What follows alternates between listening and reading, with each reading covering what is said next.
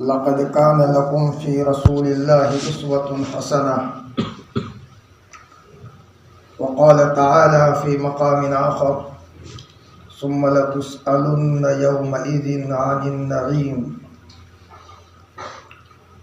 وقال رسول الله صلى الله عليه وسلم في دعائه المستجاب: اللهم من أحييته منا فأحيه على الإسلام، ومن توفيته منا فتوفه على الإيمان.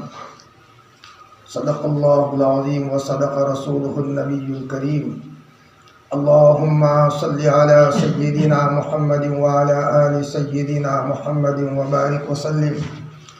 اللهم صل على سيدنا محمد وعلى آل سيدنا محمد وبارك وسلم.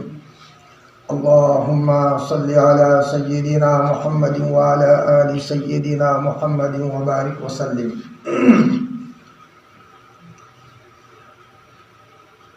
بہت محبت کے قابل میرے عزیز دینی ایمانی بھائیوں، اللہ تعالیٰ خلوص نیت کے ساتھ کچھ دیر ایمانی مذاکرہ کرنے کی توفیق عطا فرمائے جو ہم سب کے لیے مفید ہے۔ کہنے والا بھی محتاج ہے، سننے والا بھی محتاج ہے، ہم سب اس کے محتاج ہیں۔ اس سے پہلے مجلس میں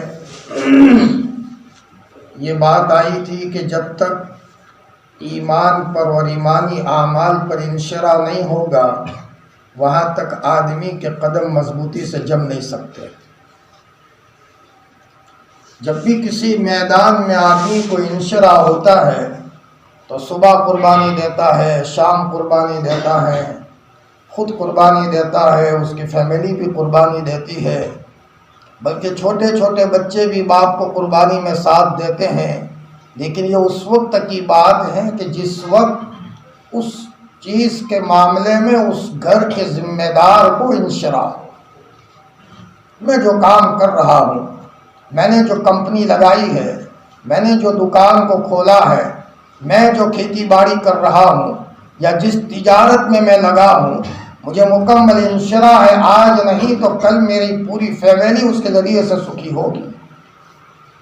جب تک یہ انشراح نہیں ہوتا وہاں تک آدمی کے قدم لڑکھڑاتے ہیں۔ ہو سکتا ہے آج چھوڑ دیں، آج نہیں تو کل چھوڑ دیں، کل نہیں تو ایک مہینے کے بعد چھوڑ دیں۔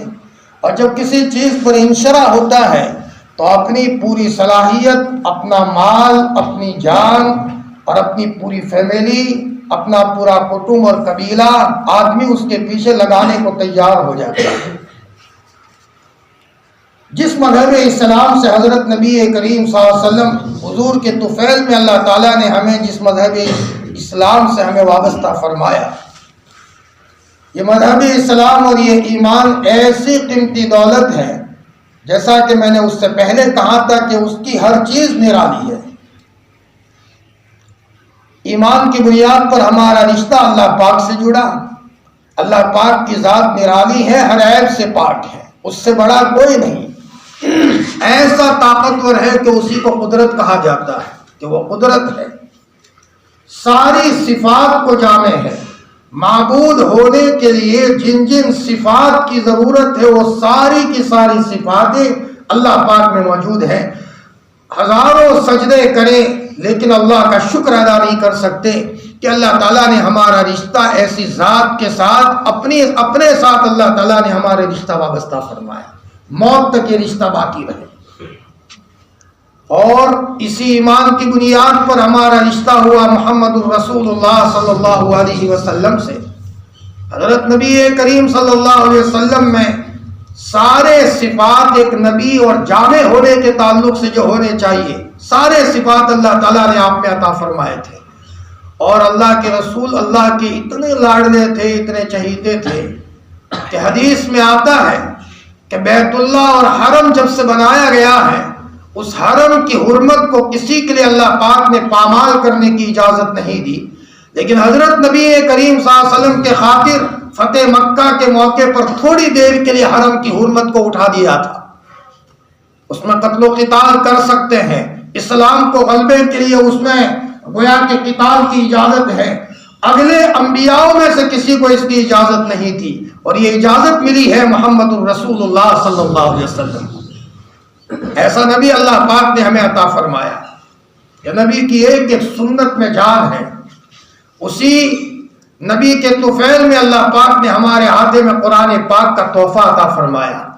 قرآن پاک ایسی دوائی ہے، اگلی امتیوں کو جو کتابیں ملی تھی وہ دوائیں ایسی تھی کہ اس کا ایکسپائری ڈیٹ مختصر وقت کے لیے ہوتا تھا، یہاں تک کتاب رہے گی پھر ختم، اس کا پاور ختم، دوسری شریعت آئے گی یہ کتاب منسوخ۔ لیکن حضرت محمد الرسول اللہ صلی اللہ علیہ وسلم کے ذریعے سے جو کتاب ہمیں عطا فرمائی ہے، اس کا پاور تا صبح قیامت چلے گا۔ قیامت کی صبح تک قرآن پاک آن بان کے ساتھ موجود رہے گی۔ دوسرا، اگلی کتابوں میں وہ پاور نہیں تھا، جو پاور بڑے سے بڑے فتنے سے نمٹنے کا پاور اللہ پاک نے قرآن پاک میں عطا فرمایا ہے۔ سب سے بڑا پاور اور سب سے بڑا فتنہ جو اس دنیا میں پیدا ہونے والا ہے وہ دجال کا فتنہ ہے۔ ہر نبی نے اپنی امت کو دجال کے فتنے سے ڈرایا تھا، لیکن دجالی فتنے سے بچنے کا نسخہ اگلی کتابوں میں نہیں تھا، وہ نسخہ اللہ پاک نے قرآن پاک میں عطا فرمایا ہے۔ ایک ایک آیت میں تاثیر ہے، اس کی ایک ایک آیت معجز ہے، عاجز کرنے والی ہے، بلکہ یہاں تک کہ اگر آدمی قرآن پاک کو مضبوطی سے پکڑ رکھے گا تو اگر انسان کے عقائد میں کمزوری ہوگی، انسان کے اعمال میں کمزوری ہوگی، یہ قرآن پاک اس کو ٹھیک کر کے رکھ دے گا۔ قرآن پاک میں اللہ پاک نے ایسی طاقت عطا فرمائی ہے۔ اسی نبی کریم صلی اللہ علیہ وسلم کے طفیل میں اللہ پاک نے ہمیں ایسا بیت اللہ عطا فرمایا کہ جب اس کا منظر دیکھتے ہیں تو آنکھوں میں سے آنسو آتا ہے۔ 24 گھنٹے جس کی طرف لوگ طواف کرتے ہیں، اور اسی کے بالمقابل 7ویں آسمان پر اللہ پاک نے بیت المعلی کو بنایا ہے، فرشتے جس کا طواف کرتے ہیں۔ یہ بیت اللہ حضور کے طفیل میں اللہ نے عطا فرمایا۔ حضور کے طفیل میں اللہ پاک نے 2 عیدیں ہمیں عطا فرمائی۔ حضور کے طفیل میں اللہ پاک نے ہم کو رمضان مبارک کا مہینہ عطا فرمایا۔ حضور کے طفیل میں ہمیں ایسے احکام عطا فرمائے جو اگلی امت کو دیے نہیں گئے تھے۔ روایت میں آتا ہے کہ اگر انسان کے بدن میں 360 جوڑ اللہ نے بنائے ہیں، ہر جوڑ کی طرف سے صدقہ کرنا آدمی کے لیے ضروری ہے، روزانہ صدقہ کرے۔ اب 360 روپے کہاں سے لائے؟ صحاباؤں نے پوچھا نبی کریم صلی اللہ علیہ وسلم سے، تو آپ نے فرمایا سبحان اللہ کہنا صدقہ ہے، الحمدللہ کہنا صدقہ ہے، تکلیف دینے والی چیز کو راستے سے ہٹا دینا صدقہ ہے، کسی کو راستہ بتا دینا صدقہ ہے، فرمایا بھٹکے ہوئے کو راہ دکھا دینا یہ صدقہ ہے۔ بلکہ روایت میں یہاں تک آتا ہے نبی کریم صلی اللہ علیہ وسلم نے فرمایا مرد اپنے جذبات اپنی بیوی کے ذریعے سے پورا کرے اس پر بھی صدقہ ہے۔ صحابہ نے فرمایا یا رسول اللہ، اس میں تو آدمی اپنے جذبات پورا کرتا ہے، اس میں صدقہ؟ آپ علیہ السلام نے فرمایا اگر غلط جگہ پر اپنے جذبات کا استعمال کرتا گناہ ہوتا کہ نہ ہوتا؟ بھلا اس سے بہترین شریعت کون سی ہو سکتی ہے کہ آدمی اپنے جذبات کی تسکین بھی کر رہا ہے، روپے پیسے خرچ نہیں کیے، سونا چاندی خرچ نہیں کیا، اور اس نے کسی اندھے کو راستہ نہیں دکھایا، اور اس نے کوئی بہت بڑا کام نہیں کیا، اپنے جذبات کی تسکین کر رہا ہے، تب بھی اس کے اوپر اللہ تعالیٰ صدقے کا ثواب عطا فرماتے ہیں۔ یہ ہے نبی کریم صلی اللہ علیہ وسلم کے طفیل میں یہ اس امت کو یہ قیمتی نسخے عطا فرمائے ایمان کے نتیجے میں۔ لیکن شرط یہ ہے کہ یہ ایمان ہمارے پاس زندگی بھر باقی رہے، اور جب دنیا سے جائے تو ایمان کی حالت میں دنیا سے جائے۔ نعمت کا مل جانا ایک نعمت ہے، لیکن نعمت کے اوپر مداومت کا ہونا، ہمیشہ وہ نعمت باقی رہے، یہ ایک مستقل الگ نعمت ہے۔ اور اسی ایمان کی بنیاد پر موت کے بعد آدمی کے سامنے جنت کی نہریں ہوگی، دنیا کی ساری نعمتوں کو بھول جائے گا، یہ کوئی حیثیت نہیں رکھتا، لیکن شرط یہ ہے کہ آدمی اس ایمان کو بچا کر کے جائے۔ اس لیے آپ علیہ السلام نے فرمایا اگر کوئی آدمی 12 رکعت کا اہتمام کرے گا سنتوں کا، فجر سے پہلے 2 رکعت سنت، ظہر سے پہلے 4 رکعت سنت، 4 اور 2 6 ہوئی، ظہر کے بعد 2 رکعت سنت 8 ہوئی، مغرب کے بعد 2 رکعت سنت، عشاء کے بعد 2 رکعت سنت، آپ نے فرمایا یہ جنت میں داخل ہوگا۔ سوال یہ پیدا ہوتا ہے کہ ہر ایمان والا جنت میں جائے گا، ادنا سے ادنا ایمان والے کو اللہ پاک جنت عطا فرمائیں گے۔ اس میں سنتوں کی کیا خصوصیت ہے؟ شارحین فرماتے ہیں جو آدمی سنتوں کا اہتمام کرے گا اس کے نتیجے میں اللہ پاک اس نے خاتمہ عطا فرمائیں گے، اس نے خاتمہ ملے گا تبھی تو جنت کا دخول ہوگا۔ پتہ چلا معمولی اعمال کی بنیاد پر انسان کو حسن خاتمہ کی بشارت دی گئی ہے۔ اب یہ ایمان کتنی قیمتی دولت ہے، صبح شام اللہ تعالی ہمیں اس نعمت کا استحضار کر کے کبھی کبھی ٹھنڈے آنسو اپنے آنکھوں میں سے بہانے کی اللہ توفیق عطا فرمائے۔ روایت میں آتا ہے اللہ تعالیٰ حضرت جبرائیل کو بلائیں گے، فرمائیں گے جبرائیل ذرا مجھے یا حنان یا منان کی آواز آ رہی ہے، ذرا جاؤ جہنم میں کوئی آدمی ہے جو مجھے پکارتا ہے یا حنان یا منان کہہ کر۔ جبرائیل کو آواز نہیں آ رہی، اللہ پاک سن رہے ہیں۔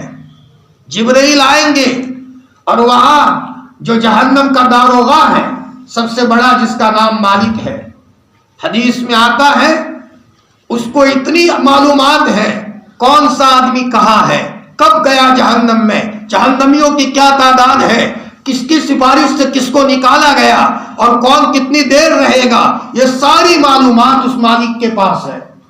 حضرت جبرائیل نے دروازہ کھٹکھٹایا تو مالک باہر آئے، پوچھا کون؟ کہا جبرائیل ہوں۔ جبرائیل نے فرمایا مالک اللہ کی طرف سے یہ پیغام آیا ہے کہ کہیں سے یا حنان یا منان کی آواز آ رہی ہے، ذرا اس ایمان والے کو تلاش کرو جو کہیں جہنم کی کھائی میں ہے۔ سارے نبیوں کی سفارش ہو جائے گی، سارے اولیاء اللہ کی سفارش ہو جائے گی، علماء کرام کی سفارش ختم، اسی طریقے سے حفاظ کرام کی سفارش ختم، اور سب کی سفارش کا سلسلہ ختم ہو جائے گا، ایک بہت بڑی تعداد جہنم سے نکل جائے گی۔ اس کے بعد کا یہ منظر ہے، مسند احمد کی روایت ہے، مالک جائیں گے جہنم میں لیکن وہاں ان کو پتہ نہیں چلے گا کہ یہ کون ہے اور یہ کہاں سے آواز آ رہی ہے۔ مالک حضرت جبرائیل کو کہیں گے جبرائیل ذرا مجھے پتہ نہیں چل رہا۔ جبرائیل جا کر کے اللہ کے سامنے عرش کے سامنے سجدہ ریز ہو جائیں گے۔ اللہ تعالیٰ فرمائیں گے جبرائیل سر اٹھائیے، کیا بات ہے؟ کہاں بار الہ، مالک نے یہ کہا کہ میں گیا لیکن جو ہی جہنم میں جاتا ہوں اچانک جہنم سانس لیتی ہے، اس کے نتیجے میں ایک چمک کا ظہور ہوتا ہے تو وہاں پتھر، انسان، جنات سب ایک جیسے نظر آتے ہیں۔ مجھے یہ نہیں پتا چلتا کہ اس میں کسی کو پہچاننا میرے لیے مشکل ہے، میں اس آدمی کو پہچاننا چاہتا ہوں لیکن میرے پاس بس نہیں ہے، طاقت نہیں ہے۔ فرمایا اللہ تعالیٰ حضرت جبرائیل کو فرمائیں گے جبرائیل میرے عرش سے کان لگائیے۔ اب حضرت جبرائیل کان لگائیں گے تو آواز آئے گی یا حنان یا منان، تو اللہ تعالیٰ فرمائیں گے جبرائیل کو جبرائیل جاؤ میکائیل کو جا کر کے کہہ دو جہنم کے فلانے گوشے میں اور جہنم کے فلانے کونے میں ایک آدمی ہے، جاؤ عطا پتہ بتا دیا، اس کی ساری جگہ بتا دی۔ اب حضرت جبرائیل نے حضرت میکائیل کو کہا تو میکائیل گئے تو دیکھا ایک آدمی ہے بالکل انگارا ہو گیا ہے اور اس کا سر بالکل قدموں سے باندھا ہوا ہے، ہاتھ پیچھے گویا کہ ہتھکڑی لگی ہوئی ہے اور جہنم کے جلتے جلتے پورا آگ بن چکا ہے، سانپ اور بچھو نے اسے گھیر لیا ہے اور وہاں سجدے میں پڑے پڑے کہتا ہے یا حنان یا منان، یا حنان یا منان۔ حنان اس کو کہتے ہیں کہ کسی کے رٹنے کو وہ گوارا نہ کرے۔ ایک ماں ہوتی ہے، بچہ جب رٹ جاتا ہے تو ماں اپنے بچے کے رٹنے کو گوارا نہیں کرتی، یہ اللہ کی ذات ہے۔ کوئی بندہ رٹ جائے اللہ تعالیٰ گوارا نہیں کرتے، وہ تو مالک الملک ہے، اس کے پاس تو قدرت ہے، اس کی طاقت کا معاملہ تو یہ ہونا چاہیے اگر کوئی رٹ گیا ایک لات اس کو مار دی جائے اور اس کو اپنے دربار سے دھکا مار کر کے بھگا دیا جائے، تم کون ہو ایسے نخرے کرنے والے، بھگاؤ ہمارے دربار سے۔ لیکن اللہ کی شفقت کے قربان اللہ تعالیٰ کسی بندے کے رٹنے کو بھی اللہ تعالیٰ پسند نہیں کرتے، بلکہ بندہ جب صلح کرتا ہے، اس سے پہلے میں نے بتایا تھا آسمانوں میں بھی جلیاں ہوتی ہیں، قمقمے جلتے ہیں، لائٹیں جلتی ہے، فرشتے فرماتے ہیں بار الہ یہ کائے کا اجالا ہے، اللہ تعالیٰ فرماتے ہیں فرشتوں میرے روٹھے ہوئے بندے نے مجھ سے صلح کر لی، میرے رٹے ہوئے بندے نے مجھ سے صلح کر لی، اللہ ہم سب کو صلح کرنے والا بنا دے۔ سانپ اور بچھو اس کو گھیرے ہوئے ہیں، فوراً اللہ کی طرف سے حکم ہوتا ہے، ایک جھاڑو دیا جاتا ہے، فرشتے کی طرف سے جھاڑو دیا جاتا ہے، جو ہی جھاڑو دیا جاتا ہے سانپ اور بچھو نیچے گر جاتے ہیں۔ جیسے ایک آدمی بالکل غبار آلود ہو، دلدل میں پھنسا ہوا ہو، اور اس کے اوپر پانی کی بالٹی ڈال دی جائے تو اس کے اوپر کیچڑ ختم ہو جاتا ہے، پھر بالٹی ڈال دی جائے اور صفائی ہوتی ہے، تو اسی طریقے سے اس کے اوپر فرشتے کی طرف سے ایک جھاڑو دی جائے گی تو اس کے نتیجے میں سانپ بچھو جھڑ جائیں گے، اس کے اوپر سے اللہ کے حکم سے دوسری جھاڑو دی جائے گی، ساری زنجیریں کھل جائے گی، ساری مشکیں اس کی کھول دی جائے گی، اور اس کو لے کر لے جایا جائے گا اللہ کے دربار میں۔ اللہ تعالیٰ کے سامنے جا کر کے یہ بندہ سجدہ ریز ہو جائے گا، اور جہنم کے عذاب کے نتیجے میں چہرہ بالکل بدل گیا تھا، انگارہ بن گیا تھا، چہرے کی شکل بگڑ گئی تھی۔ اللہ تعالیٰ نے اللہ فرمائیں گے میرے بندے کیا میں نے تجھ کو خوبصورت نہیں بنایا تھا؟ میں نے تیرے پاس امر بالمعروف نہی عن المنکر کرنے والے نہیں بھیجے تھے؟ میرے بندے میں نے تیرے پاس فرشتوں کو نہیں پاتا، نبیوں کو نہیں بھیجا تھا؟ میں نے تیرے لیے کیا انتظام کیا تھا؟ بندہ کہے گا بار الہ سب کچھ تھا، یہ میری بھول ہو گئی، میں معافی کا اقرار کرتا ہوں۔ اللہ کی طرف سے کہا جائے گا ان کو نہر میں گوتا لگا دو اور جنت میں ان کو داخل کر دو، اور ان کے پیشانی پر لکھ دیا جائے گا جہنمی، یعنی یہ آدمی جہنمی تھا، لیکن اللہ تعالیٰ نے اپنے فضل و کرم کی بنیاد پر اس کو جہنم سے نجات دے کر جنت کا داخلہ عطا فرمایا۔ کس کی بنیاد پر؟ ایمان کی بنیاد پر۔ اسی لیے جب موقع ملے یا حنان یا منان، یا حنان یا منان، نعمت تو مل گئی ہے، ایک چھوٹا سا خزانہ اور ہیرا ہمارے پاس ہو، تجوری میں رکھتے ہیں، پھر اور تجوری میں رکھتے ہیں، لاک پر لاک لگاتے ہیں، ایسا بہترین ایمان اللہ پاک نے اپنے فضل و کرم کی بنیاد پر عطا فرمایا ہو، جتنا بھی شکریہ کے طور پر جانور ذبح کرے اتنا کم ہے، جتنا بھی صدقہ کرے اتنا کم ہے، فرمایا لیکن شرط یہ ہے کہ اس ایمان کی حفاظت کا نظام ہے۔ آج چاروں طرف مسلمانوں پر حالات ہیں، ہمارے یہاں خصوصاً مجلس جوانوں کی جو رکھی جاتی ہے، اس لیے کہ یرغمال کیا جا رہا ہے، جوانوں کو کڈنیپ کیا جا رہا ہے، ان کو اٹھایا جا رہا ہے، اسلام کے تعلق سے اعتراض کر کے ان کے دلوں میں نئے نئے اعتراض پیدا کر کے مختلف شکلوں میں جن کا کوئی لینا دینا نہیں، ان کو قرآن سے دور کرنے کی کوشش کی جا رہی ہے، ان کو مسجدوں سے دور کرنے کی کوشش کی جا رہی ہے۔ حضرت نبی کریم صلی اللہ علیہ وسلم کی ذات اقدس کے تعلق سے کبھی کوئی منحوس زمانہ کوئی جملہ استعمال کر کے گویا کہ آپ علیہ السلام کے تعلق سے لوگوں کے دلوں میں دراڑیں پیدا کرنے کی کوشش کی جا رہی ہے، لیکن میرے عزیزوں، میرے جوانوں، جو نعمت اللہ پاک نے ہمیں عطا فرمائی ہے، خدا پاک کی قسم بڑے بڑے بادشاہوں کے خزینے میں یہ چیز نہیں ہے۔ اللہ ہمیں اس ایمان کی قدر کی توفیق عطا فرمائے، ہو سکے اللہ کبھی توفیق دے، 2 رکعت پڑھی، پھر 2 رکعت پڑھی، پھر 2 رکعت پڑھی، پھر 2 رکعت پڑھی، قائم ہے کہ شکریہ میں نے تو نہیں مانگا تھا، میرے اللہ نے اپنے فضل و کرم کی بنیاد پر عطا فرمایا۔ اور ایمان والا اللہ کو اتنا چہیتا ہے، میلے کچیلے کپڑے میں ہو، کپڑے سیدھے سادے ہو، بلکہ پیون والے کپڑے ہو، جوتیوں کا ٹھکانہ نہ ہو، اس کے پاس رہنے کا مکان کا ٹھکانہ نہ ہو، لیکن اگر دل کے گہرائیوں میں ایمان ہے، یہ ایسا اللہ کا چہیتا ہے کہ اس کے چہرے کو دیکھ کر دنیا کے لوگوں کو اللہ تعالیٰ رزق دیتے ہیں۔ لا تقوم الساعة حتى يقال في الارض اللہ اللہ، جب تک ایک اللہ اللہ کہنے والا باقی رہے گا، اللہ تعالیٰ اس کے نتیجے میں پوری دنیا کے نظام کو جو کا تو باقی رکھیں گے۔ یہ ایمان اللہ پاک نے ہمیں عطا فرمایا۔ اب چاروں طرف سے شکوک میں ڈالنے کی کوشش ہے، جیسے آپ نے وہ واقعہ سنا ہوگا، ایک آدمی کے پاس بکری کا بچہ تھا، بڑا خوبصورت تھا، 3-4 چوروں نے دیکھ لیا یہ خوبصورت بکری کا بچہ ہے، اس کے پاس سے ہمیں پڑھانا ہے، غصب کرنا ہے، تو چاروں چوروں نے اسکیم کی اور تدبیر کی کہ کیا تدبیر کرے تاکہ یہ آدمی بکری کا بچہ اچھے انداز میں نیچے رکھ دے اور ہمارے لیے لینا آسان ہو جائے، ورنہ اس کے پاس سے غصب کرنا بڑا مشکل ہے۔ چاروں نے اسکیم کی، چاروں نے یہ طے کیا کہ الگ الگ فاصلے پر ہم چاروں آدمی کھڑے ہو جائیں. یہ جب بکری کا بچہ لے کر کے جائے تو پہلا آدمی یہ کہے, مشورہ ہوا, چنانچہ مشورے کے ماتحت پہلے نے یوں کہا, چچا کہاں جا رہے ہو؟ فلانی جگہ جا رہا ہوں. ٹھیک ہے, آپ بڑے سمجھدار آدمی ہو, لیکن سمجھ نہیں آتا ہمیں کہ اتنے سمجھدار ہو کر کتے کے بچے کو کیوں اٹھایا ہے آپ نے؟ کتے کا بچہ؟ میرے پاس تو بکری کا بچہ ہے. آپ کی آنکھوں کی بھول ہے چچا, ذرا آپ بھول کر رہے ہو. ہمیں صاف نظر آتا ہے کہ آپ کتے کے بچے کو اٹھائے ہوئے ہو. اب ذرا کوئی بھی آدمی کسی کو یہ جملہ کہے تو وہ تھوڑا آگے پیچھے ہوتا ہے. ہو سکتا ہے میرے دیکھنے میں کوئی شک ہو, چاہے 100 مرتبہ دیکھا ہو, لیکن کوئی تھوڑا سا کنفیوز کرنے والا کوئی آدمی کسی جملے سے کسی کو کنفیوژن میں ڈال دے تو اس کے نتیجے میں آدمی کا دماغ ڈاوا ڈول ہوتا ہے. تو وہ تھوڑا آگے پیچھے ہوا. اب شک تو ہوا, اس نے کہا تو جھوٹ بولتا ہے.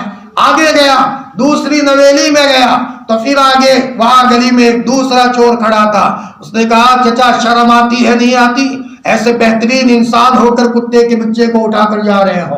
اب ذرا پہلے والے نے جو بات کہی اس کی تھوڑی تائید ہو رہی ہے ایک دوسرے آدمی سے, تو وہ اور شک میں پڑ گیا. لیکن اس نے کہا تم جھوٹ بول رہے ہو, میں نے پیسوں سے خریدا ہے اور یہ تو بکری کا بچہ ہے. تھوڑا سا آگے گئے تو وہاں جانے کے بعد پتا چلا تیسرا آدمی وہاں کھڑا ہے. وہ یہ کہہ رہا ہے چچا ذرا شرم تو کرو, ایسی عمر میں آپ کتے کے بچے کو رکھ کر کے کیا کرو گے؟ انداز تھوڑا اس انداز میں کیا, وہ اور شک میں پڑا. تو وہ کہا واقعی جب دو نے کہا, پہلے نے کہا, دوسرے نے کہا, تیسرے نے کہا, کوئی معاملہ گڑبڑی میں ضرور ہے.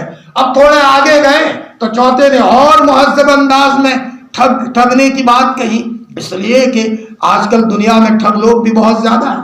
ایک صاحب بمبئی سے ٹرین میں بیٹھے, دیکھا اور چوروں کی ایک ٹیم تھی کہ اس آدمی کے پاس قیمتی ہیرا ہے. پہلے ہی سے پتا چل گیا تھا کہ ان کے پاس ہیرا ہے. تو چوروں کی ٹیموں کا سسٹم یہ ہوتا ہے کہ ایک جگہ تک وہ لوگ جائیں گے, پھر وہاں تک ہاتھ میں نہیں آیا تو جو دوسری ٹیم مثلا سورت اسٹیشن سے بیٹھے گی وہ اس کو حوالہ دے دیں گے, اس کے پاس قیمتی ہیرا ہے, ہمارے ہاتھ میں نہیں آیا, تم پیچھا کرو. لیکن یہ پوری لنک ملی ہوئی ہوتی ہے آپس میں.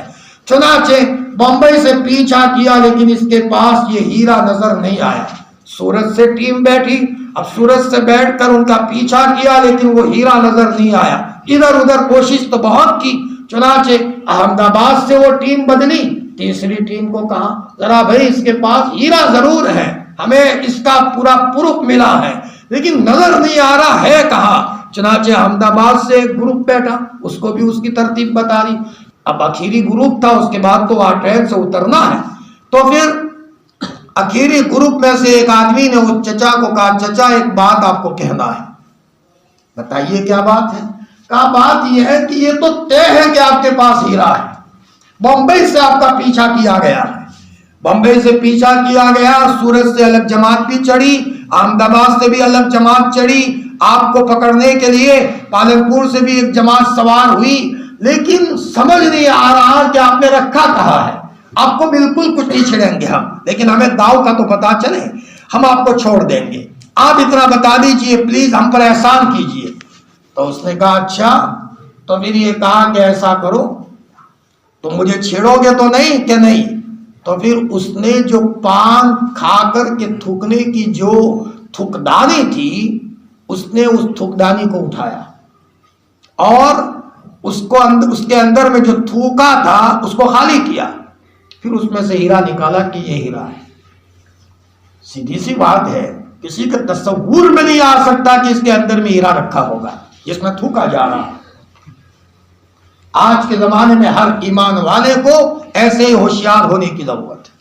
مختلف قسم کے اعتراض کر کے, کبھی طلاق کے اوپر اعتراض کیا جا رہا ہے, کبھی حلالے کے تعلق سے اعتراض کیا جا رہا ہے, کبھی قربانی کے مسئلے کو لے کر اعتراض کیا جا رہا ہے, کبھی نبی کریم صلی اللہ علیہ وسلم نے حضرت عائشہ سے 9 سال کی عمر میں رخصتی ہوئی تھی, اس کو لے کر اعتراض کیا جا رہا ہے, کبھی مسلمانوں کی داڑھی کو لے کر کے اعتراض کیا جا رہا ہے. ایک نہیں 10 مسائل ہیں, ان مسائل کے ذریعے سے اعتراض کر کے مرد مسلم کے ایمان کو کھوکھلا کرنے کی کوشش کی جا رہی ہے. لیکن ایک مرد مومن کا کام یہ ہے کہ جب یہ انشرا ہو گیا کہ یہ ایمان اللہ تعالیٰ نے مجھے عطا فرمایا ہے، یہ اس کا فضل و کرم ہے، تو اب اس کی ایمان کی حفاظت کے لیے چوکنا ہو جائے۔ یہ بات ذہن میں بٹھائے، اسلام میں کوئی چیز اعتراض کی نہیں ہے۔ کسی کو اعتراض ہو لا علمی کی وجہ سے یا کم علمی کی وجہ سے۔ صوفیوں کے سردار حضرت حاجی امداد اللہ صاحب نور اللہ مرقدہ فرماتے تھے، اگر کوئی آدمی اسلام کی کسی بات پر اعتراض کرتا ہے تو یا تو لا علمی کی وجہ سے یا کم علمی کی وجہ سے۔ جب اسلام کی حقانیت کھل کر کے سامنے آ جاتی ہے تو فوراً اعتراض اس کا ہٹ جاتا ہے۔ میں ایک مثال دوں، حدیث میں آتا ہے اگر کسی آدمی نے بیری کے درخت کو کاٹا اونھے منہ جہنم میں جائے گا۔ ایک صاحب کہنے لگے مول صاحب حدیث میں آیا ہے کہ اگر کوئی آدمی بیری کے درخت کو کاٹے گا تو اونھے منہ جہنم میں جائے گا۔ میں نے کہا ہے، کہا عجیب بات ہے، مذہب اسلام میں بیری کا درخت کاٹنے کی بھی اجازت نہیں۔ میں نے کہا لیکن حرم میں ہوا نکل گئی ان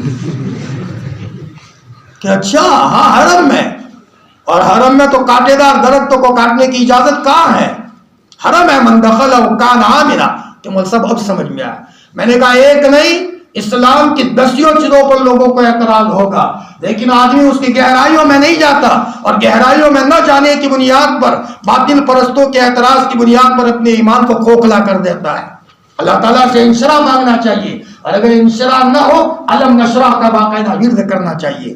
ہمارے اسلاف صاحب وظائف تھے، ہمارے اسلاف کی ایک جماعت ہوا تھی، کسی نے علم نشرح کا مکمل وظیفہ کیا تھا، تو کسی نے حسبنا اللہ ونعم الوکیل اس کا وظیفہ کیا تھا، تو کسی نے سورہ تغابن کا وظیفہ کیا تھا، تو کسی نے لا حول ولا قوت الا باللہ کا وظیفہ کیا تھا۔ ایک بہت بڑی تعداد ہمارے اسلاف میں وہ گزری ہے۔ کوئی فرد ایسا نہیں تھا جو اپنی زندگی میں کوئی معمول کو اپنائے نہیں جس معمول کے نتیجے میں ان کا دل بھی مضبوط ہوتا تھا، دماغ بھی مضبوط ہوتا تھا۔ اگر ان کو ڈرایا بھی جاتا تھا تو پھانسی کے فندے پر چڑھ کر بھی ان کے دلوں میں جنبش نہیں ہوتی تھی۔ یہ کسی معجون کا کمال نہیں تھا، یہ کمال کا تنہائیوں میں بیٹھ کر اللہ کے سامنے ذکر کرنے کے نتیجے میں ان کے دلوں کی مضبوطی کا۔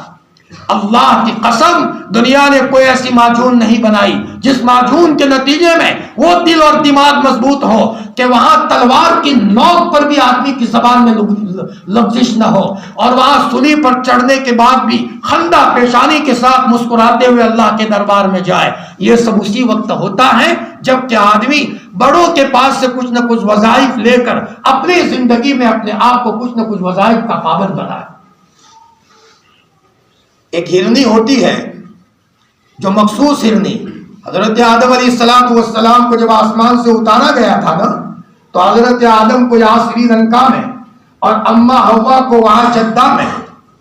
جدہ کو اصل اس کا نام جدہ ہے، اور جدہ اس لیے کہتے پگڈنڈی ہے جدہ سے مکہ المکرمہ جانے کی، دادی کی وجہ سے اس کا نام جدہ نہیں ہے۔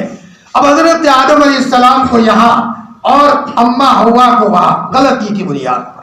میرے بھائیوں، جب جنت جیسے ماحول میں حضرت آدم موجود ہے، حضرت حوا موجود ہے، جہاں باغ ہی باغ ہے، جنت ہی جنت ہے، کوئی سوال ہی نہیں، لیکن غلطی کے نتیجے میں جنت میں ٹک نہیں پائے۔ اپنے گھروں میں جنت کا ماحول ہوگا، گناہ کرو گے جنت کا ماحول ختم۔ جب بابا آدم جنت میں ہونے کے باوجود گناہ کے نتیجے میں ان کو جنت سے اترنا پڑا، اور حضرت آدم کو وہاں سری لنکا میں اور اما حوا کو وہاں جدہ میں اللہ نے دور دور کر دیا، اور فرمایا پورا خاندان تتر بتر ہو گیا۔ اپنے خاندان کو یکجا کرنا چاہتے ہو، محبت سے ملانا چاہتے ہو تو آنا پڑے گا جنتی اعمال پر، ورنہ اگر جہنمی اعمال کیے، گناہ کیا تو گھر میں بہترین قسم کی روزی کی برکتیں تھی، چین اور سکون تھا، اطمینان تھا، لیکن گناہ کے نتیجے میں اللہ تعالیٰ نے جنت کا ماحول ہمارے پاس سے کھینچ لیا۔ مطلب یہ کہ برکتیں ختم ہو گئی۔ وہ جب حضرت آدم علیہ السلام دنیا میں اترے بہت روئے ہیں، اللہ اکبر۔ اور یاد رکھو، اللہ اگر کسی کو رولائے شکایت نہ کرے ہو، اس کو اللہ آب زمزم دینا چاہتے ہیں۔ میری بات دھیان سے سننا، سونے کے خزانوں میں رہنے والا وہ نہیں پا سکتا جو حالات کی انگیٹھی میں اور حالات کے تھپیڑوں میں چلنے والا جو پا سکتا ہے. فرشتے اس کو تسلی دینے آئیں گے. میں اللہ کی قسم کھا کر مسجد میں بیٹھ کر کہہ رہا ہوں.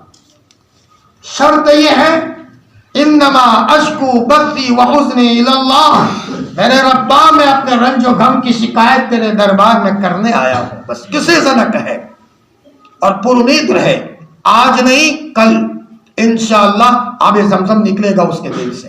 کب نکلے گا کوئی گارنٹی نہیں، لیکن 40 سال پر بھی آب زمزم نکل گیا، 40 سال کی تکلیف بھول جاؤ گے.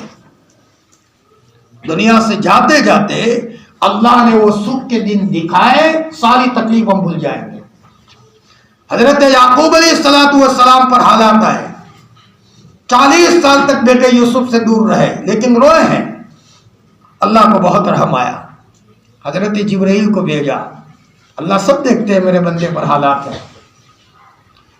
تو حضرت یعقوب علیہ السلام نے پوچھا جبرائیل یہ تو بتا دو میرا یوسف حیات ہے یا نہیں؟ مجھے بہت یاد آئی ہے میرے لاڈلے یوسف کی. تو حضرت جبرائیل نے کہا حیات ہے، وقت آئے گا اللہ ملاقات کرائیں گے. اور آپ کے رونے کو پسند کر کے اللہ نے ایک وظیفہ دیا، یہ پڑھیے: یا رجاء المؤمنین لا تقطع رجاءنا، یا غیاث المؤمنین اغثنا، یا معین المؤمنین اعنا، یا محب التوابین تب علینا. یہ پڑھنا شروع کیا، فوراً انی لاجد ریح یوسف، مجھے یوسف کی خوشبو آ رہی ہے. ادھر دعا پڑھ رہے ہیں اور ادھر یوسف کی بشارتیں مل رہی ہے. اللہ اکبر. حضرت یعقوب علیہ السلام اور حضرت یوسف میں 40 سال کا فاصلہ رہا تھا، سب بھول گئے. اور اللہ پاک نے کیسے دن دکھائے. اس لیے کڑوے حالات آئے نا امید نہیں ہونا، پر امید بنے. میرا اللہ مجھے ضائع نہیں کرے گا، پر امید رہ کر کے مانگے. اب حضرت آدم علیہ السلام اور حضرت حوا، کہا حضرت آدم اور کہا حضرت حوا، دونوں روتے رہے.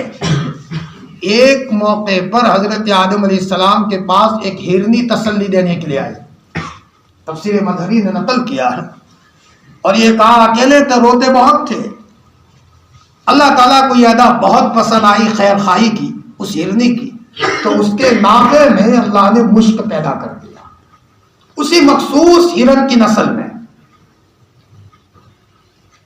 لیکن علماء نے لکھا ہے جس ہرنی کے ناقے میں مشک ہوتا ہے وہ ہرنی سوتی نہیں ہے.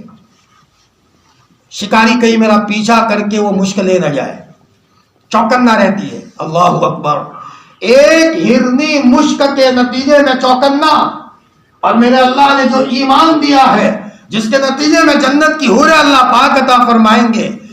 حدیث میں آتا ہے دنیا میں اگر کسی مرد کو اس کی بیوی پریشان کرتی ہے اور اس کی نافرمانی کرتی ہے تو جنت کی حور اس کو آواز دیتی ہے.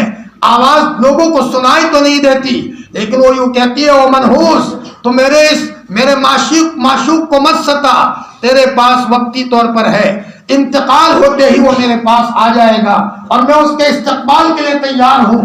یہ اللہ تعالیٰ اس مرد مومن کے بارے میں اس کی بیوی کو اللہ تعالیٰ میسج پہنچاتے ہیں اس جنت کی حور کی طرف سے. اللہ اکبر. جنت کی حور کا معاملہ کبھی کبھی اللہ دنیا میں دکھا دیتے ہیں. حضرت مولانا مظہر ناموتی رحمۃ اللہ علیہ، جنہوں نے سہارنپور مدرسے کی بنیاد رکھی، ہوٹ چاٹا کرتے تھے. ایک مرتبہ طلبہ نے پوچھا حضرت آپ تو ہوٹ چاٹتے ہی رہتے ہو. کہا بچوں کوئی بات نہیں. پھر پوچھا، کہا کوئی بات نہیں. زبردستی کی تو فرمایا کیا بتاؤ، شاملی کے میدان میں انگریزوں کے سامنے جب لڑائی چل رہی تھی تو میں بھی لڑائی میں گیا تھا.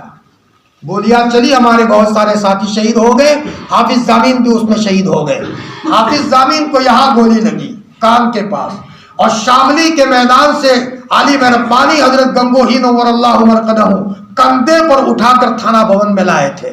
اور جس دن صبح اٹھے ہیں حافظ ضامن شہید رحمت اللہ علیہ نے فرمایا اپنے دوستوں کو ملاقات کر لو، آج رات کو مجھے جنت کا معائنہ کرایا گیا ہے اور جنت کی حوروں نے مجھے بشارت دے دی ہے کہ حافظ صاحب کل شام ہوتے ہوتے تم ہمارے پاس آ جاؤ گے، ہمارے پاس آنا ہے. میرے عزیزوں، حافظ ضامین کو پوچھو تمہیں یہ کیسے ملا، وہ یہ کہیں گے کہ راتوں کی تنہائیوں سے ملا ہے، وہ یہ کہیں گے کہ ایمان کی قدر کی بنیاد پر ملا ہے، تنہائیوں میں بیٹھ کر اللہ سے مانگنے سے ملا ہے۔ تو چنانچہ ایسا ہی ہوا، حافظ ضامن شہید کو اللہ نے وہ مقام دیا کہ ان کی قبر کے اوپر جا کر کسی نے فاتحہ پڑھا، سر جھکا کر آنکھیں بند کی، اندر سے آواز آئی، کہاں فاتحہ تو مردوں پر پڑھا جاتا ہے، ہم تو قبر میں زندہ ہیں۔ آپ کو پتا بھی ہے شہید دنیا سے جانے کے بعد مرتا نہیں ہے بلکہ زندہ ہوتا ہے، کسی مردے کی قبر پر جا کر کے پڑھو۔ تو مولانا مظہر نانوتوی رحمۃ اللہ علیہ نے فرمایا آج ہم لوگ ادھورا سفر کرتے، پورا نہیں کرتے، بس قرآن کی تلاوت تک پہنچے، لیکن قرآن کی تلاوت کرتے کرتے کرتے انوارات تک نہیں پہنچے، ادھورا سفر ہے۔ نماز تک پہنچے، ٹوٹا ٹوٹا وضو کیا اور آئے، اور بس ابا یہ کہہ دے کہ بچے نے نماز پڑھی ہے، وہاں تک پہنچے۔ ہم اس نماز تک نہیں پہنچے کہ نماز کی بنیاد پر یہ ہو کہ میرا اللہ میرا کام کرے گا۔ آپ علیہ السلام خطبہ دے رہے ہیں، اتنے میں ایک دیہاتی صاحب کھڑے ہوئے، یا رسول اللہ جانور مر رہے ہیں، سوکھا پڑا ہے، مدینہ المنورہ میں بارش نہیں ہے۔ آپ علیہ الصلوۃ والسلام نے اللہم اسقنا غیثا مغیثا ہنیئا مریئا مریئا، آپ نے دعا مانگنا شروع کی۔ حضرت بلال فرماتے ہیں کہ چاروں طرف سے بادل جمع ہونا شروع ہوئے اور مدینہ المنورہ میں بارش اتنی برسی حضور کے دعا کے نتیجے میں کہ فوراً صحابہ دوڑے دوڑے ہوئے جا رہے ہیں اپنے آپ کو بچاتے ہوئے۔ حدیث میں آتا ہے آپ مسکرائے، ایک ہفتہ بارش آئی، اگلے ہفتے آپ خطبہ دینے کے لیے چڑھے تو انہی دیہاتی نے یا دوسرے دیہاتی نے فرمایا یا رسول اللہ دعا فرما دیجئے، بارش کے نتیجے میں گھر گر رہے ہیں، فرمایا اور ہلاکتی ہیں، سیلاب جیسا ہو گیا ہے۔ آپ نے فرمایا اللہم حوالینا ولا علینا۔ راوی فرماتے ہیں بادل چاروں طرف چھڑ گئے اور بیچ میں آسمان بالکل صاف ہو گیا۔ اے میرے بھائیوں، میرا یہ سوال ہے، اللہ پاک صرف نبی کریم صلی اللہ علیہ وسلم کا ہے کہ سب کا ہے؟ ارے بولو، آواز سے بولو۔ یاد کرو جب تک کہ تم تنہائیوں میں بیٹھ کر اللہ سے گہری دوستی نہیں کرو گے اور اللہ تعالیٰ سے پر امید نہیں رہو گے، آج ہم نے ہمارے اللہ سے ہمارا معاملہ بیگانہ کر دیا ہے۔ گویا کہ جیسے ہم اپنی ماں سے تعلق رکھتے ہیں اور جب ضرورت پڑی ایک چھوٹا بچہ اپنی ماں سے مانگتا ہے، فرمایا ایسا معاملہ ہمارا نہیں رہا۔ حضرت ماں تقی عثمانی نور دامت برکاتہم نے فرمایا ہے کہ اگر کسی بندے کو اللہ کا تعلق چاہیے، آسان سا نسخہ ہے، ہر چھوٹی موٹی ضرورت میں اللہ سے مانگے، ہر چھوٹی موٹی ضرورت میں اللہ سے مانگے، اور دوسرا چھوٹی موٹی ہر نعمت پر اللہ کا شکریہ ادا کرے۔ اللہ کرے کہ یہ دو صفتیں اللہ ہم سب کو عطا فرما دے۔ بیانات بہت ہے، تذکرے بہت ہے، کتابوں کا مطالعہ بہت ہے، فرمایا جماعتوں میں جانا بھی بہت ہے، لیکن نماز سے کیا ہوگا؟ یہ ہوتا ہے دل میں سوال۔ بہت نماز پڑھی ہے میرے بھائی، بنا کر کے دیکھو۔ حضرت شاہ عبد القادر رائے پوری رحمۃ اللہ علیہ فرماتے تھے نماز بنا کر کے تو دیکھو، اللہ کا نظام حرکت میں نہ آئے تو کہنا۔ حضرت مولانا مظہر جانے جانا رحمۃ اللہ علیہ نے، حضرت مولانا مظہر نانوتوی رحمۃ اللہ علیہ نے فرمایا کہ بیٹا شاملی کے میدان میں انگریزوں کی طرف سے لڑائی ہو رہی تھی، گولی لگی، میرے ساتھی شہید ہو گئے، مجھے بھی ایک گولی لگی، میں بے ہوش ہو گیا، تو آسمان سے حوریں آئی، جو شہید ہو رہے ہیں ان کو گلاس پلا رہے ہیں، پی لو گلاس، اللہ بلا رہے ہیں، پی لو جلدی سے، شہید ہو رہے ہو۔ یعنی روح قبض کرنے سے پہلے ان کو اللہ کی طرف سے حوروں کے ذریعے سے ان کو شربت پلایا جا رہا ہے۔ شربت پیو، اللہ بلا رہے ہیں، اصل مہمانی وہاں ہوگی، شربت پیو، اللہ بلا رہے ہیں۔ ایک حور نے حضرت مولانا مظہر نانوتوی کے منہ پر وہ گلاس لگا دی، تو دوسری حور نے کہا ارے انہیں کیوں لگاتے ہو، یہ تو بے ہوش ہوئے، ان کے مرنے کا وقت نہیں آیا۔ حضرت فرماتے ہیں وہ دن ہے اور یہ دن ہے، میرے ہونٹ پہ اس شربت کی مٹھاس غائب نہیں ہوئی اور اب تک میرے ہونٹ پر شربت کی مٹھاس لگی ہوئی ہے۔ اللہ ہم سب کو اپنی محبت کا مزہ عطا فرمائے۔ ہرنی کو جب مشک ملا تو وہ چوکنا، اللہ نے ہمیں ایمان عطا فرمایا ہے، ہم سب کو ایمان کے تعلق سے چوکنا ہونے کی ضرورت ہے۔ آج کی مجلس میں 10 باتیں بتاؤں گا جن 10 باتوں کے نتیجے میں اللہ تعالیٰ ایمان کی حفاظت فرماتے ہیں اور موت کے موقع پر حسن خاتمہ نصیب ہوگا۔ آپ لوگ چاہتے ہو کہ بتاؤ کتنی چیزیں ہیں وہ؟ 10 چیزیں ہیں. مزے ہی مزے ہیں اللہ کی قسم. بعض صحاباؤں نے تو خواب میں آ کر کے اپنی جو بشارتیں بتائی ہے، میرے بھائیوں دنیا کی نعمتوں کو فنا ہے، لیکن جنت میں جانے کے بعد تو مزے ہی مزے ہیں. اور مرد مومن کی زندگی تو موت سے شروع ہوگی، مرد مومن کی زندگی موت سے شروع ہوگی، اور اصل لذت کی جگہ وہاں موت ہے، وہاں مرنے کے بعد جنت ہے. اکابرین کو تو جنت میں داخل ہونے کا ایسا یقین تھا. ایک مرتبہ شیخ الاسلام حضرت مولانا حسین احمد مدنی نور اللہ مرقدہ تشریف فرما تھے، اور یہاں دارالعلوم سے شیخ الحدیث مولانا زکریا صاحب رحمۃ اللہ علیہ گئے. مولانا زکریا صاحب رحمۃ اللہ علیہ سے بڑوں کا بڑا تعلق رہا ہے، چونکہ بڑے حضرت مولانا یحییٰ صاحب کے بیٹے تھے، اور مولانا یحییٰ صاحب عالم ربانی حضرت گنگوہی کے خادم خاص تھے. انہی کی وجہ سے اخیر عمر میں حضرت گنگوہی نے بخاری اور سارا سیاہ ستہ پڑھایا تھا، حضرت مولانا یحییٰ صاحب کی وجہ سے. اور جب حضرت مولانا یحییٰ صاحب آئے ہیں، بڑوں نے ان کو خلافت دے دی ہے. کیسی خدمت کی ہے عالم ربانی حضرت گنگوہی رحمۃ اللہ علیہ کی. ایک مرتبہ حضرت شیخ نے حضرت مدنی کو فرمایا، حضرت جنت میں جاؤ تو اکیلے مت جانا، مجھے بھی ساتھ میں لے جانا. یہ جملہ بتایا. یہ جملہ کہاں؟ حضرت شیخ رحمۃ اللہ علیہ نے حضرت مدنی رحمۃ اللہ حضرت مدنی رحمۃ اللہ علیہ کو کہا. حضرت شیخ کی عمر چھوٹی تھی. حضرت مدنی مسکرائے اور کہا انشاءاللہ لے جاؤں گا. یہاں لکھنے والوں نے لکھا ہے کہ حضرت مدنی رحمۃ اللہ علیہ تو صاحب کشف تھے، دیکھ لیتے تھے زمین پر بیٹھے ہوئے ایسے اکابرین گزرے ہیں کہ زمین پر بیٹھے ہوئے لوح محفوظ کو پڑھ لیتے تھے. اللہ اکبر. ذکر کی بنیاد پہ حضرت مولانا خلیل احمد صاحب امبیٹوی، حضرت شیخ کے شیخ جن کو اللہ نے بہت بڑا مقام دیا تھا، ان کے پاس جب کوئی آتا، حضرت دعا فرمائیے میرا بچہ 12ویں پڑھتا ہے کامیاب ہو جائے. ٹھیک ہے بیٹا میں دعا کرتا ہوں. فائنل اس کا کامیاب ہونا. جس کے بارے میں یہ کہے ٹھیک ہے میں دعا کرتا ہوں، کامیاب ہونا فائنل. یہ مشہور تھا علاقے میں. لیکن جب حضرت کسی کے بارے میں کہے بیٹا تم ہی دعا کر لو، تو سمجھ جاؤ فیل ہونا طے. ایک صاحب آئے، حضرت میرے بچے کے بارے میں دعا کیجئے، میرا بچہ ذرا ایگزام دینے جا رہا ہے، ذرا کامیاب ہو جائے. تو حضرت نے سر جھکایا اور سر اٹھا کر کے کہ بیٹا تم ہی دعا کرو. کہنا حضرت آپ دعا کرو. تو حضرت نے فرمایا بیٹا تم ہی دعا کر لو. پھر اصرار کیا تو حضرت نے یوں کہا کہ بیٹا جب تیرے بچے کے بارے میں لوح محفوظ میں ہی فیل ہونا لکھ دیا ہوں تو خلیل احمد کی دعا سے کیا ہوگا. اللہ اکبر. میرے عزیزوں، بدمعاش بننے کے لیے تو بڑی محنتیں ہیں، ذلتیں ہیں، نیک بننے کے لیے تو مزے ہی مزے ہیں. اس لیے ہم نے اس کی لذت کو چکھا نہیں ہے. اس لیے آج کی مجلس میں ایمان کی حفاظت کے سلسلے میں 10 چیزیں لکھ کر کے لایا ہوں. میں نے کہا آپ کو بتاؤ، چونکہ ہم چاہتے ہیں جوان آئے، خصوصاً چونکہ آج کل زیادہ حملے جوانوں پر ہو رہے ہیں، اور انشاءاللہ ہم یہ چاہتے ہیں کہ جو اعتراضات اسلام کے تعلق سے کیے جا رہے ہیں، ہم مدلل ایک ایک چیز کو لے کر کے ان جوانوں کو جواب دینا چاہتے ہیں. لیکن ہماری مجلس کے ابھی افتتاح ہے، شروعات ہے. انشاءاللہ آہستہ آہستہ جب جوان آئیں گے، ہمارے یہ جوان، ان کے ذریعے سے اللہ تعالیٰ نے کیا صلاحیتیں رکھی ہیں، ہر جوان کے دل میں اللہ نے ولایت کا مادہ اور پاور رکھا ہے. وہ جوان اس کے لیے تیار ہو، لہذا اس کے لیے پہلے ہم زمین ہموار کر رہے ہیں. پہلی چیز یہ ہے ایمان کی حفاظت کے سلسلے میں جو تھوڑی مشکل ہے، نظر بد سے اپنے کو بچانا. اللہ ہم سب کو توفیق دے دے. ایمان کا نور نکل جاتا ہے.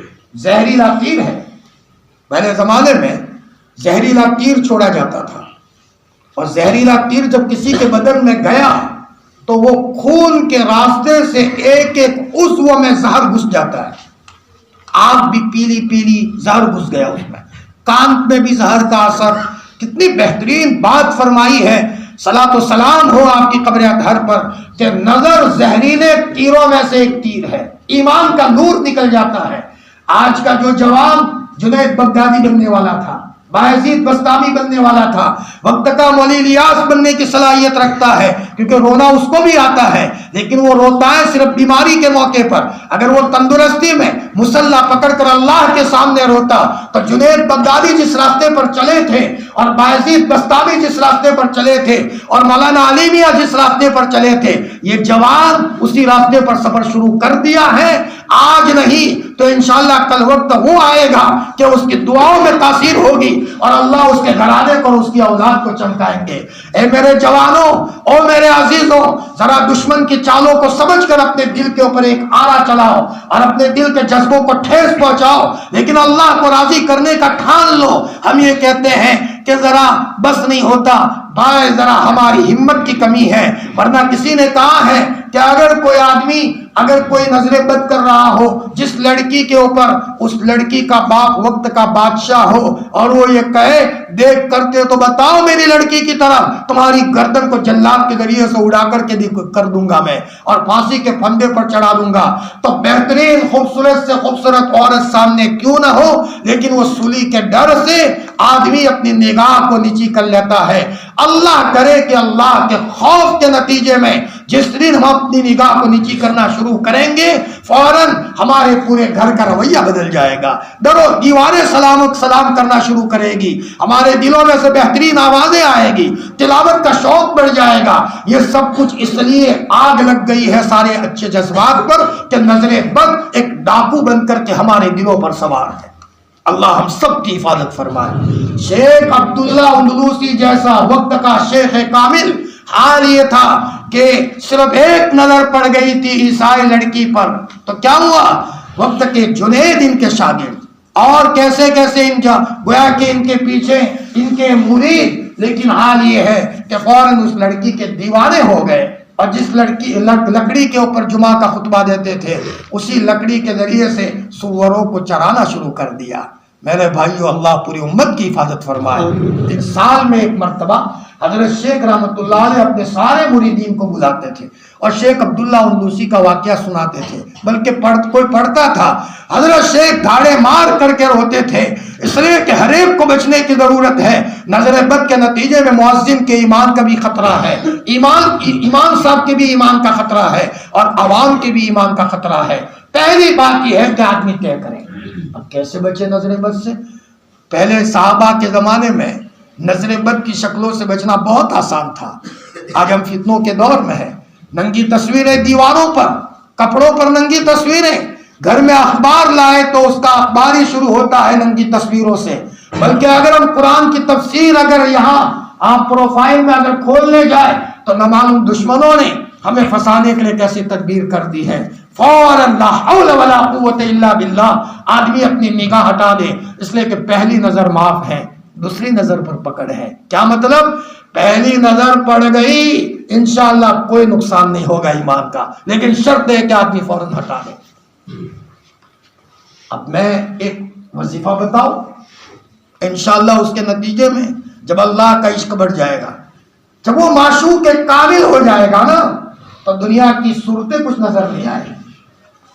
لا معبود الا اللہ، لا مطلوب الا اللہ، لا مسجود الا اللہ، لا مشہود الا اللہ، یہ ایک تسبیح ہے۔ لا معبود الا اللہ، لا مطلوب الا اللہ، لا مسجود الا اللہ اور لا مشہود الا اللہ، سین شین اخیر میں، معبود مطلوب۔ ایک تسبیح پڑھ رہے ہیں اور ہو سکے تو آدمی تسبیح پڑھتے ہوئے کہے بار الہ دنیا کے فتنوں سے تو میری حفاظت فرما، میں اپنی ماں کے پاس کوئی چیز مانگنے جاؤں میری ماں مجھے دے دیتی ہے، تو نے ہمارے اسلاف کو نظر بد سے بچایا تھا، مجھے اپنے ایمان کو بچانا بہت مشکل ہے، میرے سینے میں تو قرآن کا حفظ تھا، میں تو گھنٹوں قرآن پڑھنے والا بنتا، لیکن نظر بد نے اللہ مجھے قرآن کو ہاتھ میں لینے کا موقع نہیں دیا۔ اب یہ بندہ رو رہا ہے، اس کے نتیجے میں خود بخود اللہ کا عشق بڑھنا شروع ہوگا۔ اب تمہارے اس دل کی کونے میں اللہ کا عشق جب بڑھنا شروع ہوگا آٹومیٹک دوسرے اندھیرے ختم ہونا شروع ہو جائیں گے، لیکن چھوڑے نہیں، طے کریں اور روزانہ جب موقع ملا نماز سے پہلے نماز کے بعد ہاتھ اٹھا کر اے اللہ نظر بد سے میری حفاظت فرما، میں اس مصیبت میں مبتلا ہوں۔ آج تقریباً اسی لیے نکھر کر کے لوگ نہیں آ رہے ہیں کہ اس گناہ کے نتیجے میں فرمایا حال یہ ہے کہ جو اندر کی صلاحیتیں باہر آنی چاہیے، چاہے وہ مدارس عربیہ ہو، چاہے بڑی بڑی دینی جگہ ہو، اس کے نتیجے میں وہ صلاحیتیں باہر نہیں آ رہی۔ پہلی بات یہ ہے کہ اپنے آپ کو نظر بد سے محفوظ کریں۔ نظر بد کا مضمون اتنا لمبا ہے کہ کئی مجلسیں اس پر ہو سکتی ہے، موقع ملے گا انشاءاللہ اس پر ہم بیان کریں گے۔ ابھی تو ہم صرف وہ مختصر باتیں بتاتے چلے۔ ایک تو نظر بد سے بچائے۔ نمبر 2، ربنا لا تزغ قلوبنا بعد إذ هديتنا وهب لنا من لدنك رحمة إنك أنت الوهاب پڑھے، اس کی برکت سے اللہ ایمان کی حفاظت کریں گے۔ حضرت حکیم الامت حضرت تھانوی نور اللہ مرقدہ نے لکھا ہے، مول صاحب 2 تسبیح پڑھنے کا وقت نہیں ہے، میرے بھائی پیار کرو، ذکر سے تعلق جوڑو، جوڑنا پڑے گا، پڑھے بغیر تو کسی کو نہیں ملا، جس کو ملا ہے پڑھنے سے ملا ہے، لہذا کم از کم اس کا ہر نماز کے بعد 4-5 مرتبہ پڑھ لے۔ پوری تسبیح نہ پڑھ سکے تو 4-5 مرتبہ ربنا لا تزغ قلوبنا بعد إذ هديتنا وهب لنا من لدنك رحمة إنك أنت الوهاب، یہ دعا پڑھ لے۔ یہ حضرت تھانوی نے لکھا ہے۔ تیسری چیز، صدقہ کرے، چھوٹی موٹی چیز کا صدقہ کرے، اس کی برکت سے اللہ تعالیٰ موت کے موقع پر ہماری ایمان کی حفاظت کا سامان کرے گا۔ جو ہو سکتا ہے، سالن بنایا پڑوس کو دو، صدقہ۔ کوئی بھی چیز ہمارے پاس ظاہر ہے کسی کو دے دیا اپنی پوزیشن کے مطابق۔ بلکہ میں نے اس سے پہلے کہا تھا کہ ہمیں ترقی کرنے کا ایک راز ہم نے بتایا تھا، صبح آدمی کی بس طاقت ہونی چاہیے، مصلی پر آیا اور اس کے پاس زیادہ پیسے خرچ کرنے کی طاقت نہیں ہے، 1 روپیہ خرچ کرنے کی طاقت ہے، غریب کا بچہ ہے، لیکن مصلی پر آ کر کہا بارے الہ میں غریب آدمی ہوں لیکن تیرا بندہ ہوں اور تیرے محبوب کا امتی ہوں، اے اللہ پاک میرے محبوب کی امت میں جتنے بھی بیمار ہیں میں ان سارے بیماروں کی طرف سے 1 روپیہ صدقہ کرتا ہوں۔ فرمایا ان سب کو اس کے نتیجے میں سب کو شفا عطا فرما، انشاءاللہ سارے امتیوں کے برابر اس کو اللہ ثواب عطا فرمائے۔ اللہ خیر خواہی کو دیکھتے ہیں، اے اللہ میں 1 روپیہ صدقہ کر رہا ہوں، وہی روپیہ اس روپیے کے اندر میں میری نیت ان لوگوں کے بارے میں ہے جو جیل میں ہے، اے اللہ میرے اس صدقے کی برکت سے ان کو جیل سے خلاصی عطا فرما۔ یہ دعا کر رہا ہے اور اللہ تعالیٰ اس کی نیت کو دیکھ رہا ہے۔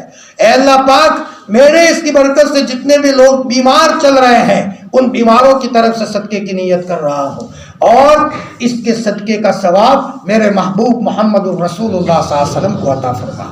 بہت قربانی دی ہے میرے خاطر، روئے ہیں اور بہت روئے ہیں، یہ مصلی پر بیٹھ کر اللہ کے رسول کو یاد کر کے رو رہا ہے، غریب کا بچہ اب 1 روپیے میں دنیا بھر کی نیت کر رہا ہے۔ اے اللہ اسی 1 روپیے کے صدقے میں میرے محبوب کی پاک بیویاں اما عائشہ میری ماں ہے، حضور کے لیے بڑی قربانی دی ہے، اس کا ثواب اما عائشہ کو عطا فرما، اما خدیجہ کو عطا فرما، اما ام سلمہ کو عطا فرما۔ یہ نیتیں کر رہا ہے۔ ہمارے اکابرین جو آگے بڑھے ہیں نیتوں کی بھرمار کی وجہ سے آگے بڑھے ہیں، اور آج نیتوں کی ہم نے پوزیشن کو نہیں سمجھا، اسی لیے ہمارے بعض اکابرین کے بارے میں لکھا ہے ایک کرتا پہننے میں 10 نیتیں کرتے تھے پھر کرتا پہنتے تھے، اس لیے تو حضور نے فرمایا مرد مومن کی نیت اس کے عمل سے بہتر ہوتی ہے۔ صدقے کا اہتمام کریں۔ 3 چیزیں ہوئی، ارے بھائی کتنی چیزیں ہوئی؟ 4تھی چیز مسواک کا اہتمام کریں۔ حدیث میں آتا ہے مسواک کرنے والے کے بارے میں موت کے موقع پر اللہ ایک فرشتہ بھیجے گا، اور جو شیطان اس کے پیچھے لگا اس کو ہٹائے گا اور اس کو کلمہ یاد دلائے گا، اللہ اکبر، الدین یسر، دین بہت آسان ہے، مسواک کون نہیں لا سکتا؟ اور آج ہم تو لیتے ہیں، ہم نے اپنی عورتوں کو کہاں دیتے ہیں، پھر عورتوں پر شیطان سوار ہو گیا۔ مسواک کی برکت سے شیطان بہت ڈرتا ہے۔ اپنی مستورات کو دیکھو حضور قرآن پاک میں اللہ نے فرمایا یا ایھا الذین آمنوا قوا انفسکم واہلیکم نارا، اپنے کو اور اپنے گھر والوں کو جہنم کی آگ سے بچاؤ۔ کیا مطلب؟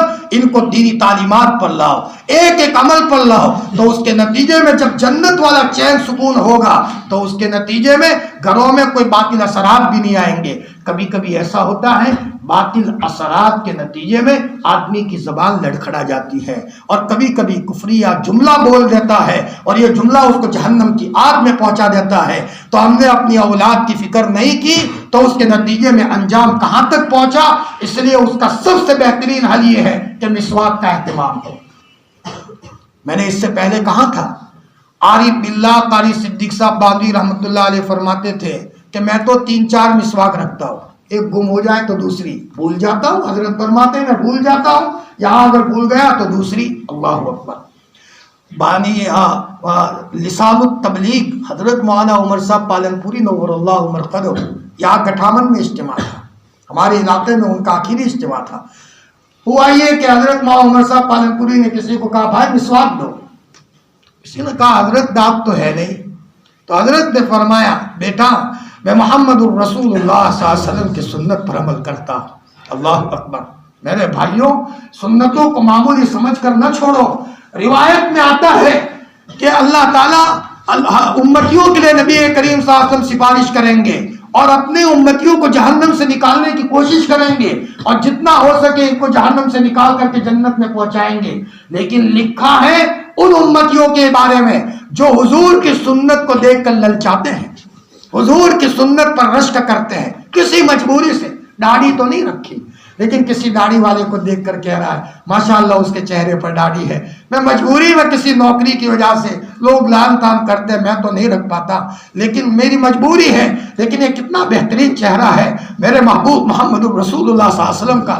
ایک پولیس والے کا ہم پر فون آیا، مولانا میں کئی مرتبہ درخواست دے چکا ہوں لیکن مجھے اس داڑھی کی اجازت نہیں مل رہی ہے، یہ دل میں آتا ہے کہ اس نوکری کو لام لگا دوں، میرے محبوب محمد رسول اللہ صلی اللہ علیہ وسلم کی سنت پر عمل نہیں کر پا رہا ہوں۔ فرمایا اگر کوئی آدمی حضور کی سنت پر عمل کرے گا یا تو یہ کہ عمل کرنے والوں پر محبت کی نگاہ سے دیکھے گا، اللہ کے رسول صلی اللہ علیہ وسلم کی سفارش اس امتی کو نصیب ہوگی۔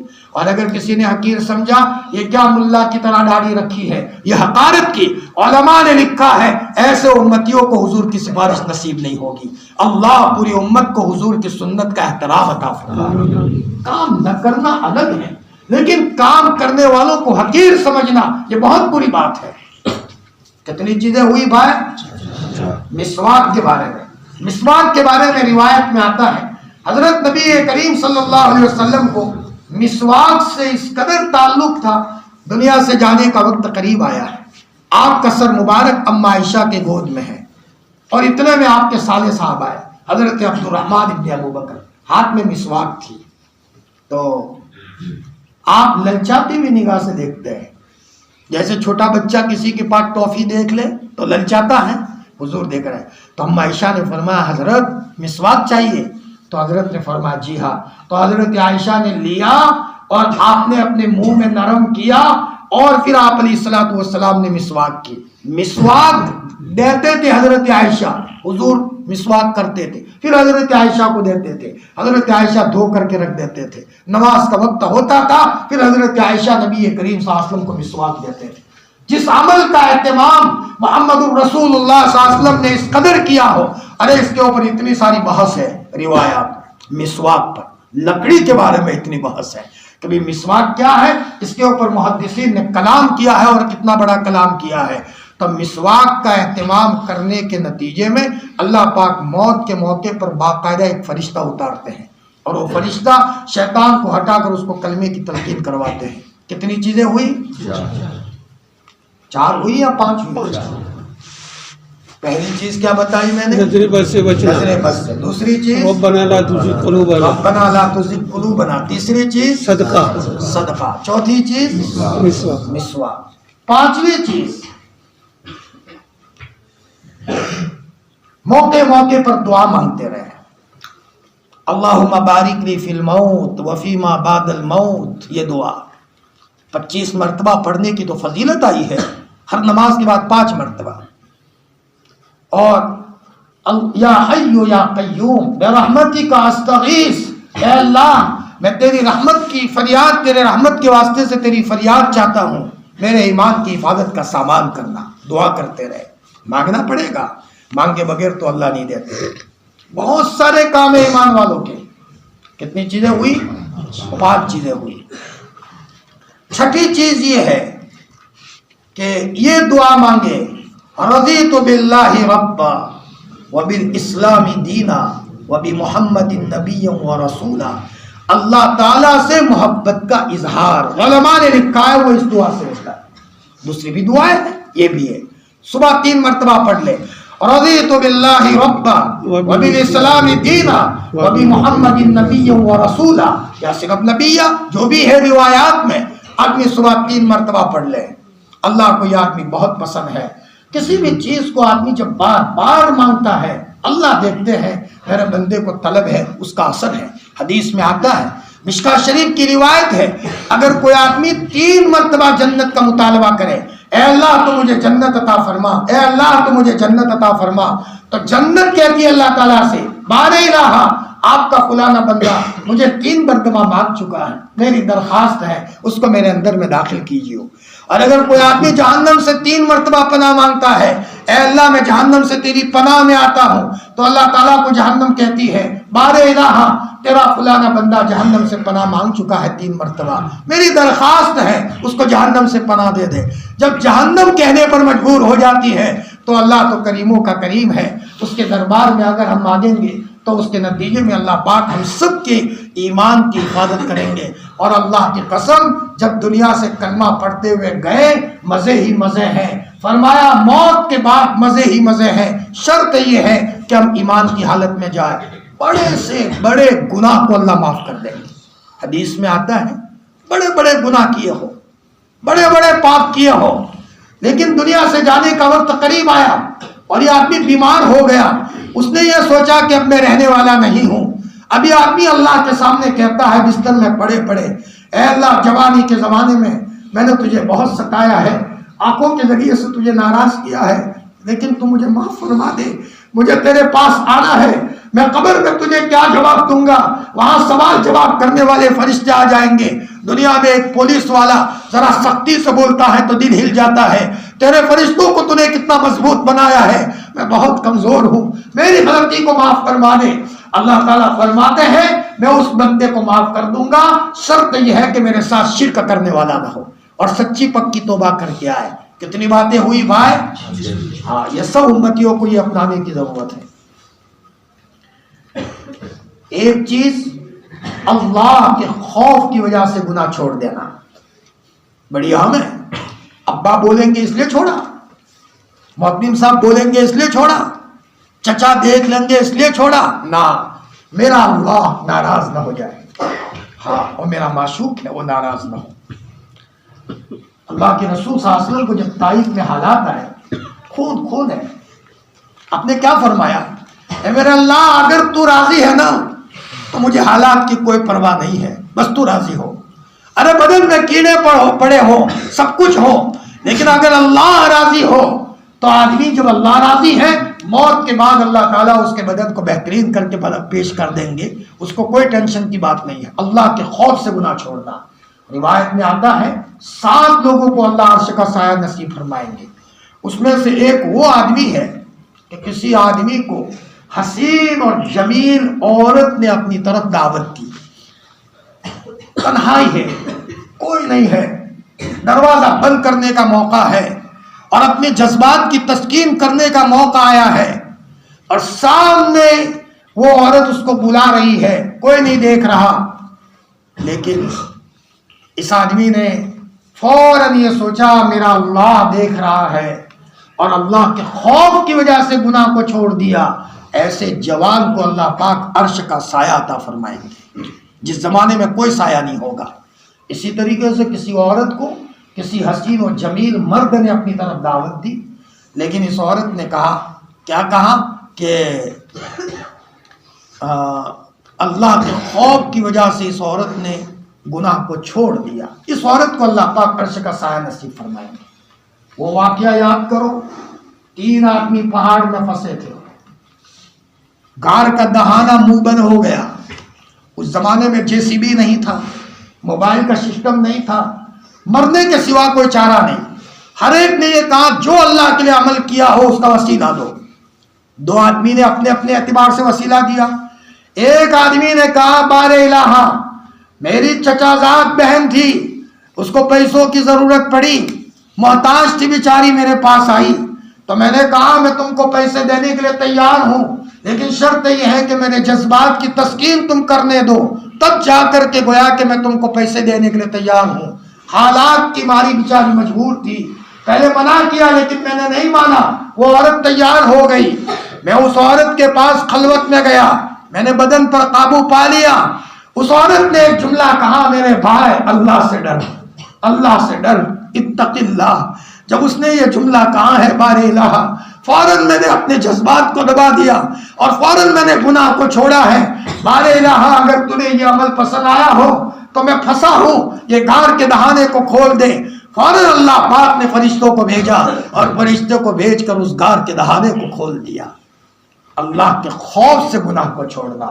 آج جمعہ کی رات ہے، یہ طے کرو جو موبائل میں غلط انداز میں پھنسے ہوئے ہیں، موبائل میں غلط پھنسنے والا بچہ اپنے ماں باپ کا فرما بردار کبھی نہیں بن سکتا. وہ موبائل میں وہ کامیاب تاجر نہیں بن سکتا. وہ گاہک آئے گا تو چڑچڑاپن کے ساتھ پیش آئے گا. گندی تصویروں کو دیکھنے کے نتیجے میں گاہک سے محبت سے بات کرنے کا ڈھنگ اس کے پاس نہیں رہا. ساری ہدایت اس کے پاس سے اللہ نے چھین لی، ساری سوجھ بوجھ اس کو چھین لی. وہ اپنی بیوی پر ظلم بھی کر سکتا ہے، اپنی بیوی کو طلاق دینے کے واقعات بھی پیش آ سکتا ہے. بہت ممکن ہے کہ باپ کو تماچا بھی مار سکتا ہے. فرمایا یہ سارے گناہوں کی جڑ ہے. اس لیے آج کی اس مبارک رات میں اللہ کے خوف سے گناہ کا چھوڑنے کا عزم کرو. انشاءاللہ اس کے نتیجے میں اللہ ہمیں ایمان کی حفاظت کا انتظام کرے گا. اور ہمیں اللہ کی ہر وقت ضرورت ہے، اس کو ناراض کرنے سے کام نہیں چلے گا. کتنی باتیں ہوئی بھائی؟ ماشاءاللہ آپ لوگ جان سے سن رہے ہو. 8ویں چیز، اہل اللہ کی صحبتوں میں جانا. یا ایھا الذین آمنوا اتقوا اللہ وکونوا مع الصادقین.